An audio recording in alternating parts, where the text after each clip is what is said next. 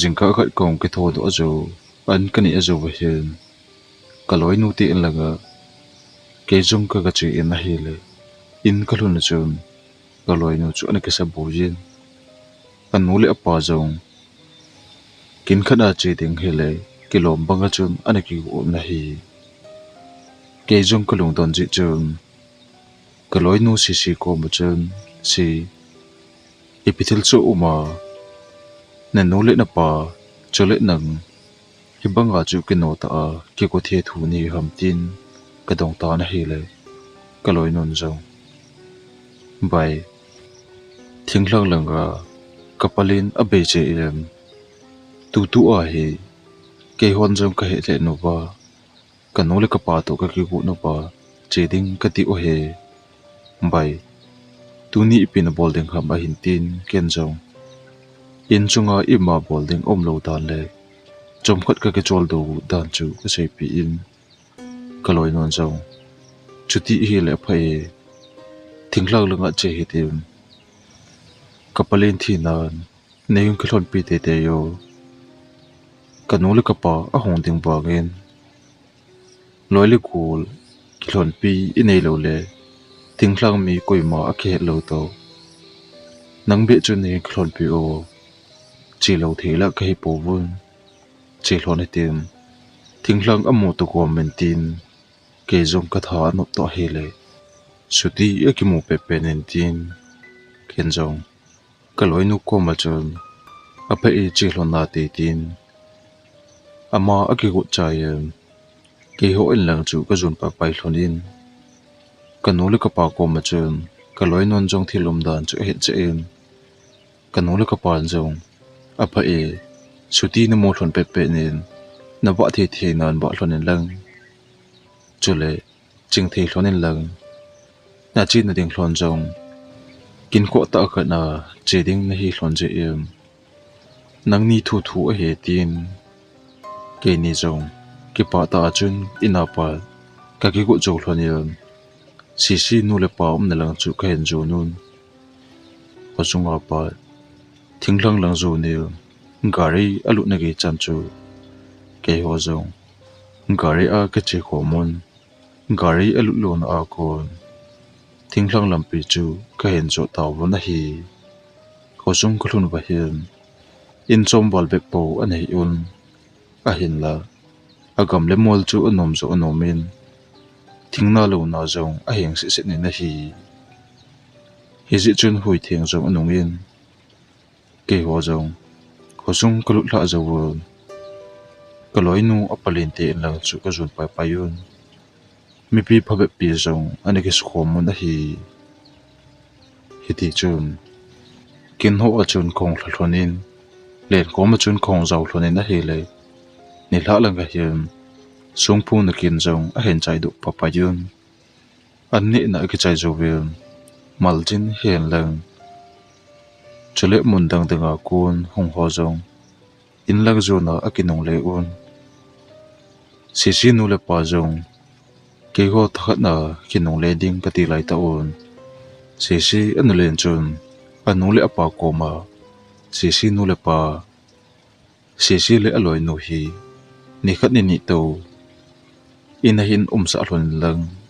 ke zong si apalenin ai da la zuwa changa ding hi ka gel thei pon ni khat ni be ilungel ake chol do na dijin amani hi sa hlono tin si no len chun aha se wal phanen anu le apan jong ke ni ko ma chun nangnin la epiti ne gel hlonem nom hlon hinam tin ei dong hlonin na hi le si tu ke ni jong ka ki ve tu hlonin bai i jing lo ding kham tin ka ki tiam tu hlonin na hi le ka tha hlon ma an hlon to ni khat ni se ding ma ka hi hlon je em thinglang ho a ki man cha na ho anop dan ho chu he ding ka ti hlon chi en ke ni jong den ding a chun ka ki gong hlon ta na hi si nu le pa jong in langa ki nong le lo the e hi lo je en amani jong thinglang ko sunga pa in lang zuna anaki nong le hlon din xì tốt kê này rồng in chung ngà tổ lệ thầm bol thấy thế chú có bol luôn in sự thiện thấy thấy cái sự thiện ngon đã hi lệ khó chung ngà đi ngà nâng ngã gột lăng phật pin rồi cái thủ piun hi tí chun khó chín lạ nung ngà hiểm kín cái màn hồ thì lệ lo hồ cái sự thiện rồi bun nâng ngã gột lăng hồ rồng in lăng dù na cái lệ tàu vẫn hi ama hồ cái lệ tàu rồi bên anh lên lệ kê lệ xì sẽ chú in chung ngà cổng phun in xì ở Palen lệ anh lên hiền cha anh này thì luôn lâu gì amani sẽ hi cái ngày lúc đó anh chàng cổng phun hiền bị lệ bù rồng anh bị nông sang Palen lệ anh lên để nông sang amani cái ngày lúc đó hong chết cổng nông Palen nên anh lên ở đó là chỗ kia lệ xì xin rồng punan hi thì chun pa trong quạt cái kiểu lem zôn Kaloi non rồng anh lên qua mà chun hen lên khó sung hoa khun có bỏ lệ lệ bên nghe khó sung rồng có chun khẩn pun trong quạt cái kiểu là thon nghe tiền anh lên qua mà ở xây phá nên aman rồng phá hen sa in khó dính lạ dầu thì lạ hiểm khó sung hoa có bỏ lệ lệ ôn trong quạt dầu về hiền in lăng ở không kinh nông lệ thon nên hi lệ khó dính lạ nông hi tạo to nông ở gột lăng hòn thì in là chun mi phật bị ở hong cái số hormone là ở số hormone in nei nu lung gel cái chol do na ting le in nei nu lung gel thamon na tinga la phật bị ở xã du vun dàn rong ở hong số chết en dàn số nông em nông ở gột lăng ho rong thì in là ở dàn gi do he ji en xì tổ cây nên rong gi na ding cái sim bị lonin cái sim chai lon zo hiền nông ngã gột lăng hoa rồng abang mấy bông ngã tàu loi abang pu lăng ngã tàu loi hi thì chun cái ni chu mal jin cái lon ji en mi khát khát chun e ho pi ji un cái nên rồng he ji chun nom khasa le jing lonin na hi alang khana zan rong a hong so chi en zan so nong hiền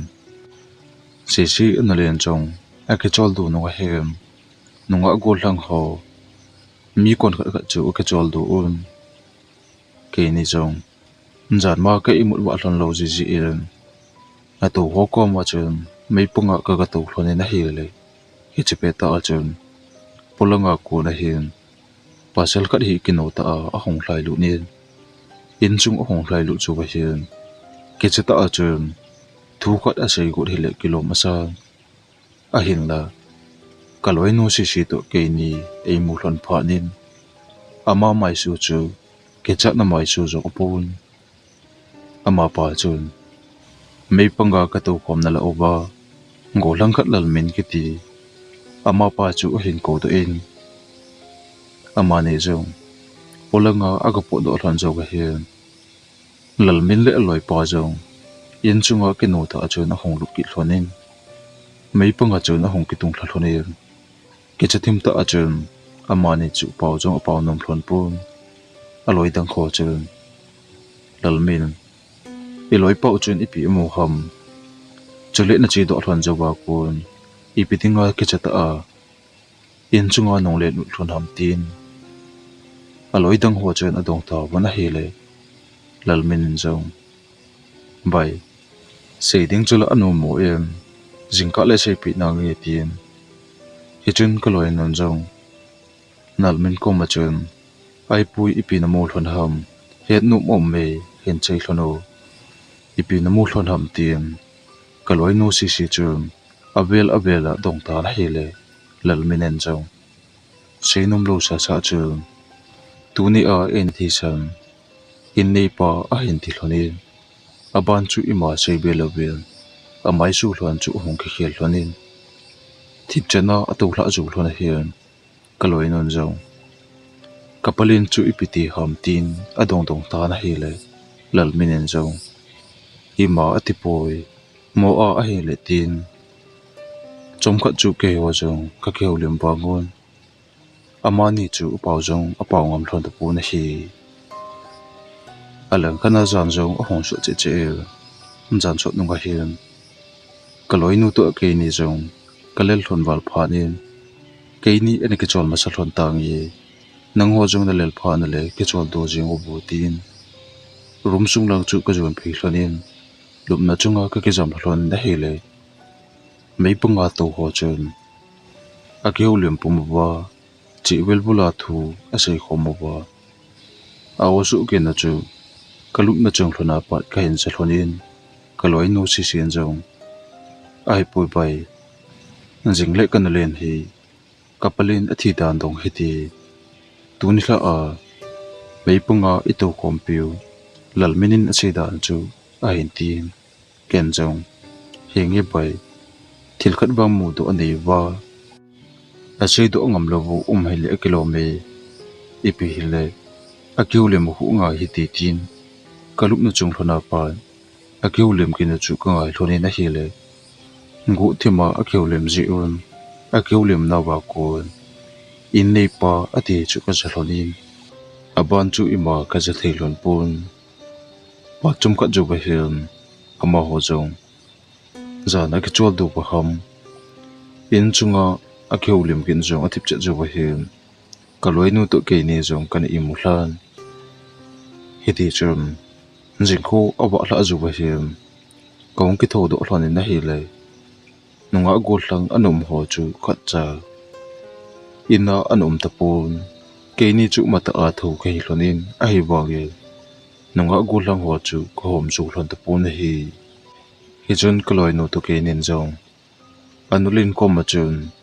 zan la anunga gol hlang ho chu iti a po do hi watam tin ka dong hlonin na hi le anulin jong jingka khu ba hla ma sagem in langa akinong le tawe kenjo apot do chu ka hen a hin la kai mu na chu to a hele ka cha ba ba the lo ji a ama hon la apot do acp povon iti ka chu na pot do ham abo no ba tin lungkim ta a hin se phanin kaloi nu to ke nin jong ai mu the lo ji uwa mata a kinong le he do ba ka king mo hlonin jingka an kon min hlon jawin an kani azubul keinin jong kaloi nu anulen chu to le thama kain ki thu pi hlonin ne hla lang hiam ko chunga ka ka ba le le hlonin theile lamka a chun lalmin kan ki thu pi hlonin kaloi non jong jan hla a chu ipitinga jingka mata a nane ki nong le uham jingka le cha jong ki ton nan cha lo ba ti a si chun lalmin jong ai pui zan hla chu ke imu thelo momo a hi ke se ke pun ka bon chawa ka hi ubi tin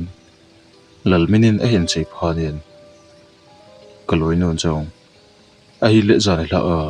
na ke hulim naw ba kon ka za le in nei pa na ti dan chu ipiti ham tin kaloi non a ha do wal pha na chun lalminin jong nang ni nu thlona hian sei lo ding ka ti wangin nei ha do hlon walen na sei pi hlone ge zan hla a mei punga i to pet wa chun kaloi pau in sunga ke chata a hong hlai lu chu i matang amu a hi pun polanga verenda lai ta a chair chunga in nei pa ana to chu mu a ke chat wal je a ma zo in sunga hong hlai lu na seding atile agi patlam ji a ke chat ba nga sei do thelo wa ke chu hin ko wa ke ni jong polang ka po do hlon le chair chunga thalo ven in polanga thingphung no ya ana din chu khain mo hlon pha na ke ni jong ka ke chat hlon wal ji a pe pe na khong le thlai lu hlon hi hi che se chu he pun jan hla anang khon ba ne pun ke ho chu thlong lai lunga ngi ka hi ji u jan ka ke chol do no ba hi in kot ning lai ta hiam mi khat hi a hong ba le le pang ka hi u hi chigin ka he no ka bon chaw ba ka ke ho tu u thip che na ka nga yu le in chunga kendil ki wa zong all a chun a hong ki mo li in ke hon jong ba ding ka ti lai ta on in kot chu hong ki hong in kot aki hon te ki tu in chunga mi kha thim la a bom ve lu na hong lu chu ko mo on ke hon jong a pe na chun kendil chu ko ba on a hele ka wa u tu ki tu chun in nei pa jong ata cha chung leisit ma de du pumen in chunga hong lu nin he chi chu ko mo mo hon ke ho jong cha chungam lo le u pu ngam lo ben thip chet na ama chan ka be nu ba a hele in chunga mấy bông nà lang chu nai phin ama jong chom khat jo ba hian in chunga awa le in ke ho nà lang sang a hin ve tu ki tu chum amai le ta sa ho adang de tu hin he chi se chu hi lo ben kendil ka ba o jong hong ki mu li in a ki mu li jo ba hian in chunga na pa in kot lang a le zo ne ke ho ba ima chu e lo sam pu vun polanga chum ama chu ale pu do ki ne he chu ko mo wa ke ho jong ka cha ji wa avela hong lut ki ding ham tin ke ho jong i mo lo wa ka nga jing lai ta un avela hong lut ki lo to hi le jing kho awa la zo zo wa ke hon jong in chu kan da la u hai tai he chu ko mo wa pa i mo thelo ba kom chi un kan ki le do pa pa yo ai tai ka hu chan ki no i tin za lo ham ke ho jong ka lung adong e hin he cha ding la anu mo kha ding ham tin kala uba alen pen pan he cha angai poi ama hen leisi a hla le ai nei pi hla lel ji a hong bil hin ti he cha angai poi ti phana ke hon jong ama de the chana in lag che chu kan ke zo no hi tai ima ti pon te tin chom khat ka keulem zo won kaloi nu to ke nei jong in lang chu na khong ke le hlon ta na hi in khalun hlon zo win kaloi non jong anulin ko ma chun henlen kapalin hi itin na iti thi ham ka het nom phlonin nei se pi hlon ding ham tin kaloi nun adu achun anulin en jong boy selo ding la ai thei pun napalin hi lungel ken thei ta hin khu aman na le kani hlona ka ken thei hlona hi cha kan nei thei hlon lo ji hi masinga chun ima kan ti hlon pun a hin la te nong sang a hi phanil ai ki thu pi ding hlon le ei pan pi ding la mi kan nei hlon pun ke nen jong gen thei ta na ka hin to jing hlon la in hat mo nong le te nong sang a hi ta ji em ke nen jong kalel le jing hlon ji in ni khadi ina kum hlon pe nen na palen hi me pudinga me leilang ana chunin ama hi ni hla ko jin hla nunga hong ki le lo phanin hosunga gu hlang ho ina pat ka ti me na hi le ama hon jong te si chat mo ma a hi ta ji em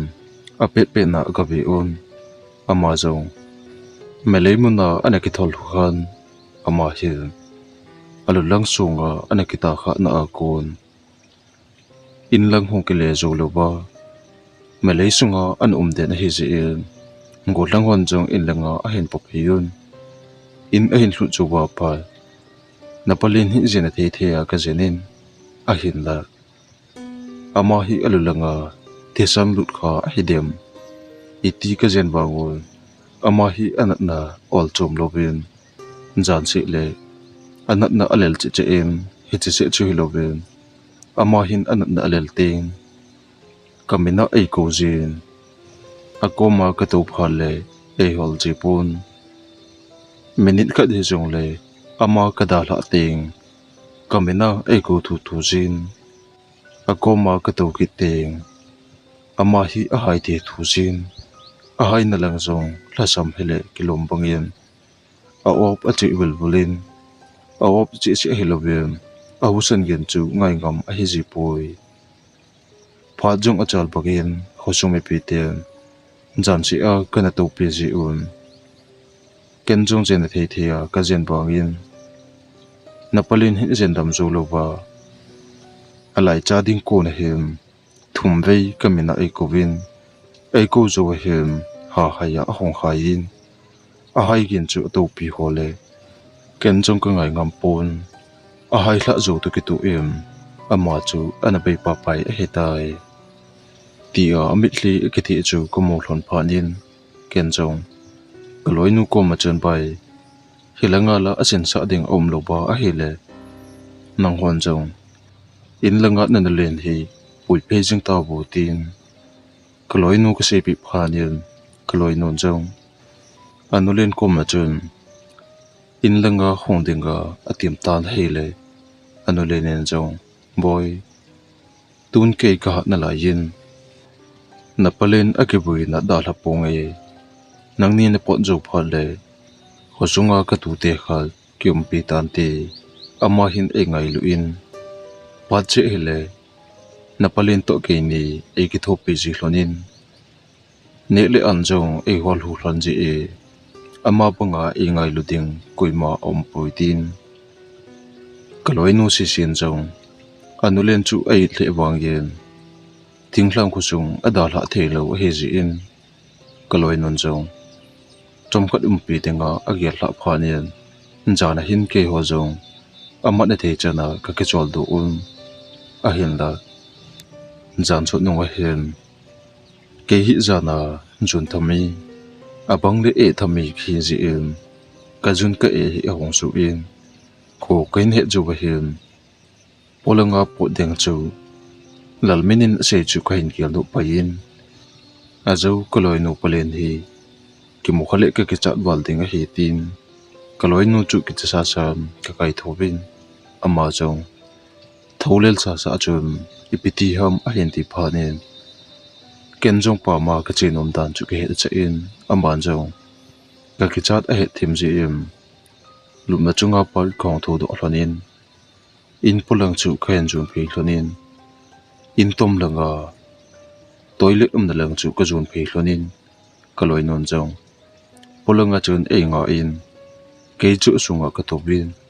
chom khat tabang ka to hla zo he in chung langa pa mi khat hi pu le luna chat mo sa sa acha a thile lo ho a chu pu banga hin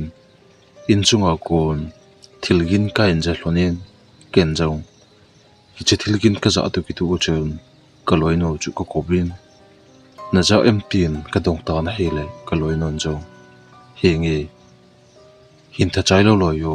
ka ki cha e a hin ti ke jong ki no ta achun ka pam chi ka tu chai jo bi hin polanga kong po din polang ka thon chau thlona hin kaloi non jong in chunga thilgin chu nga hiti kanolin ham ai lo le tin ke chata a hen che jo bu chun ke ni jong ka ke be tu hlonin thip chena ka ngai hlonin a hele in chung langa kon mi khadi in chunga awa le lekin ka za hlon phanin ke nin jong kaloi nu analen hedinga ka kin mo hlon phanin kum hlona pa in lang zuna khong ke le hlonin kot bul ka pha pha hlona chum kanung langa pa lalmenin thingpung no ya adingi atina mona kon e hin ke be ta banga mi khanin ka hen ken jong ka kinong hei puma chun ka ga abe na hele ka be te ki tu chun hi chi thingpung no ye chun ti si khat hi adin puma ki na lang sang a hen ve chu ka mon a hen la hi chi thingpung no ye chu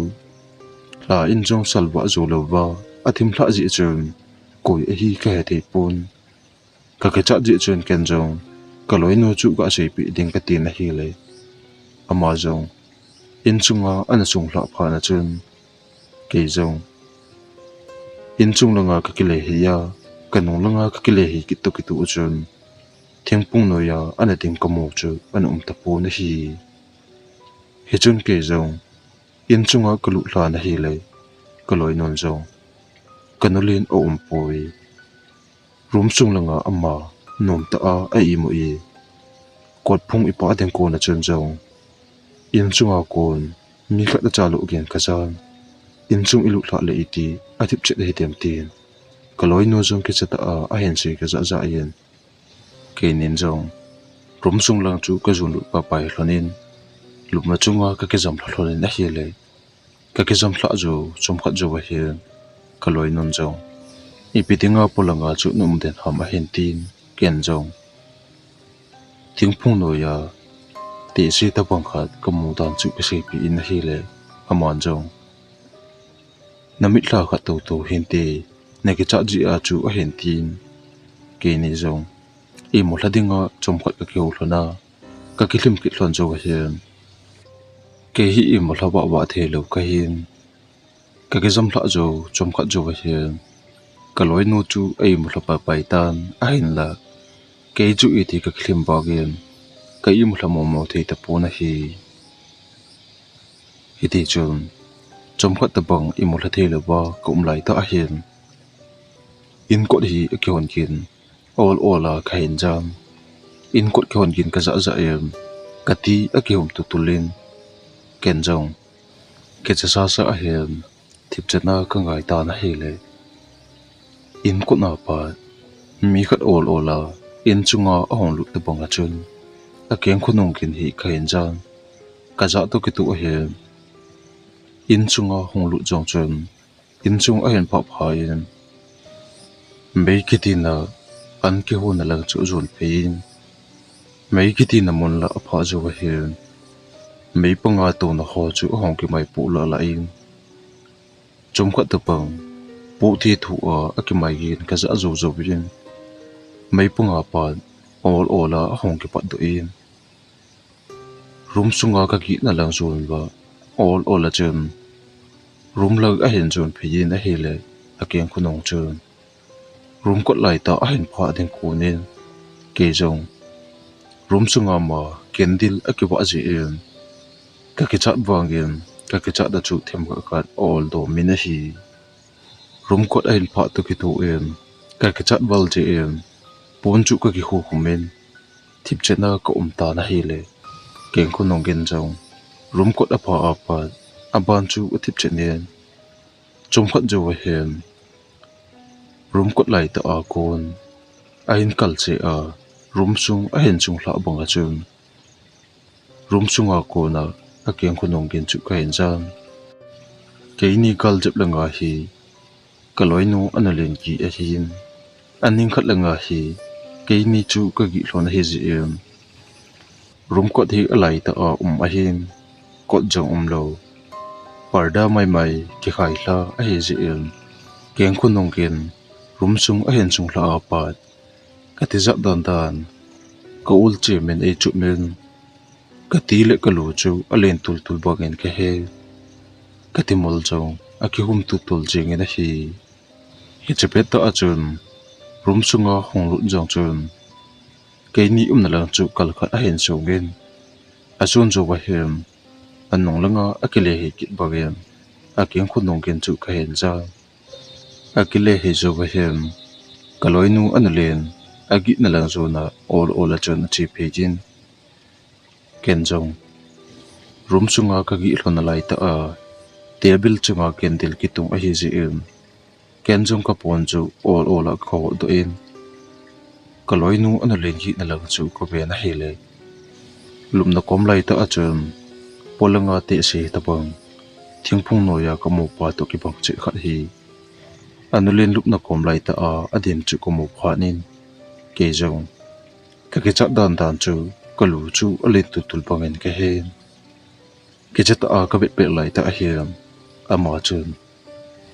ka bet chu a het bangem ke yum na lang sanga all hong ke le hin ke yum na lang a hen ve na hele ata sa chu ho rum sunga kendel ke wa yen a hen chal wa an a kun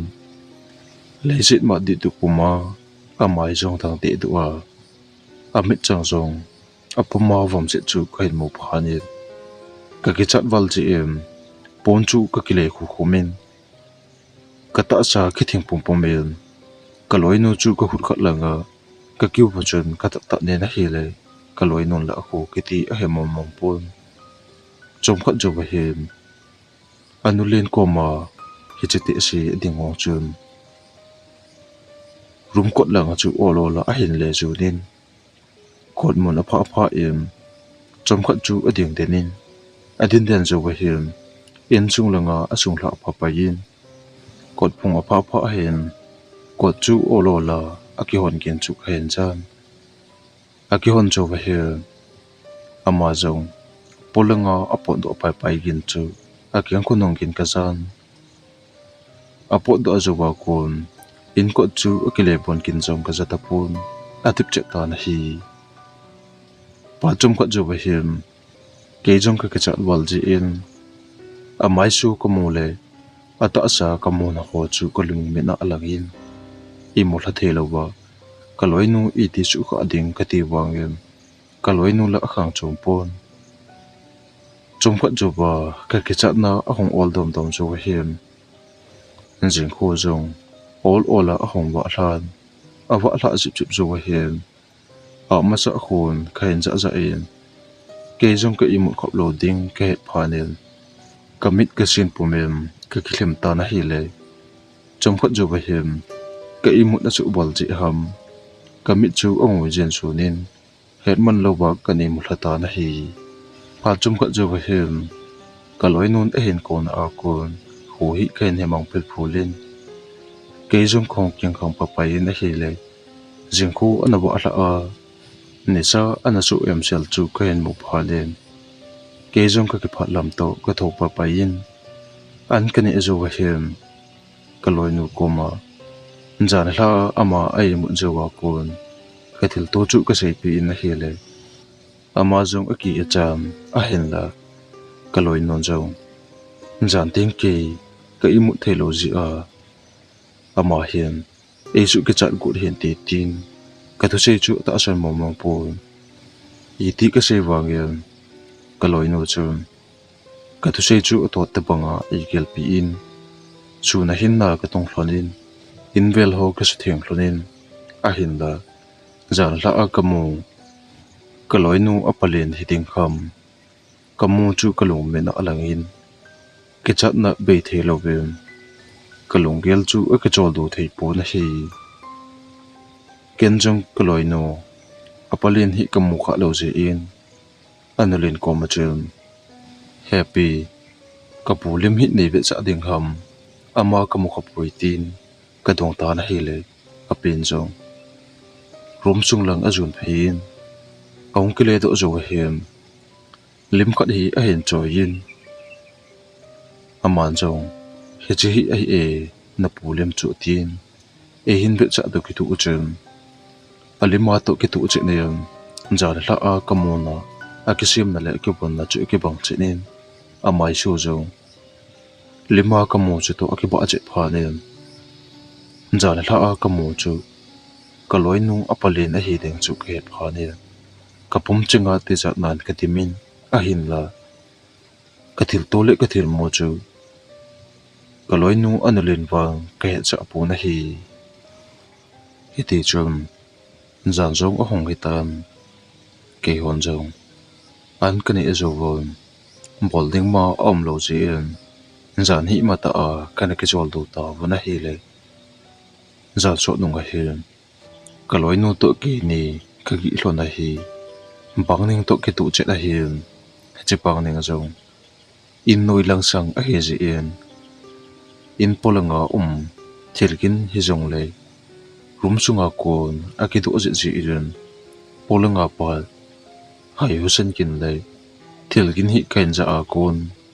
ka imut na a kon na kho kain hemang pe pholin ken jong kamit kain ha do in a hi le kho kain he la zo ba hem Kaloi nu to ke ni ka gi na hlon bang ning langa pa da hin mi khat a hai hu che bel bula a op che bel bula in ning ho a belele ken chu kain ja phanin ke jong a ke chat wal che em Kaloi nu chu angai bang in ka ki bu chum Kaloi nu chu ka ta na hi le Kaloi non jong ana na a khu hen hen khu hen he chu hen ipiti ham a hin tin amit chu ha bu lo sa san e hin do achun ken jong nalup na lang bang ning lang in noi lang a kun Thusim gin chu ngayu katina hele Kaloi non jong bang ning lang chu ben thip chena angai lai ta hian Thusim gin jong bang ning in noya pa hoi ta a hai chi belbula a hai jong hai tan le kilom bang a khon a hai Thusim gin kain za hlon tu ki tu in ka za hlon a kun mi khat hi po the thu a in ning khat lang chu zu phi bangin a keng ku nong gin kain za hlon na hele Kaloi non jong ke chata achun ke lang a hin ven hi che hu na za ham a hin tin ken jong hi nge ka tin hi le aman jong I se se chu hi te ting a he kapalin hla a hin tin Kaloi no jong a ke cha dan chu amai su hialin ke ni jong ke chata a kom hlon pe lai ta hian in kal langa